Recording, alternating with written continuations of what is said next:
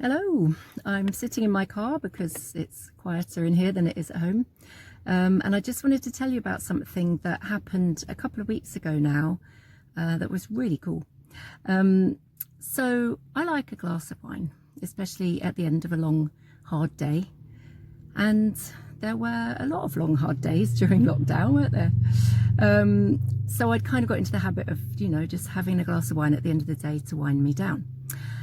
So a couple of weeks ago, I was sitting on the sofa and thought, I'm going to get a glass of wine now. And I just felt God say to me, stop. I can turn water into wine. And he reminded me of Jesus's miracle when he turned water into wine. And I just knew instantly that he wasn't going to perform a physical miracle right there and then and turn my glass of water into actual wine. What he meant was that probably during lockdown I'd become used to kind of getting a glass of wine to help me chill out, and I knew then that actually that had become more of a priority than asking Jesus to help me chill out. So I went to get my glass of wine and I filled it with water instead, and then I sat back down on the sofa and I took a sip and closed my eyes.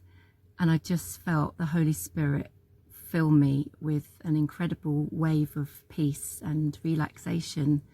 And I just sat there and let him do what I needed in that moment that I would normally have used a glass of wine to do.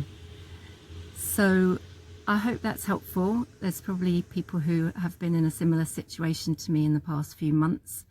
And, I just thought it was really powerful, the fact that God had reminded me of, Jesus's first miracle, and actually used that to help me to reprioritize and make sure I went to him from now onwards.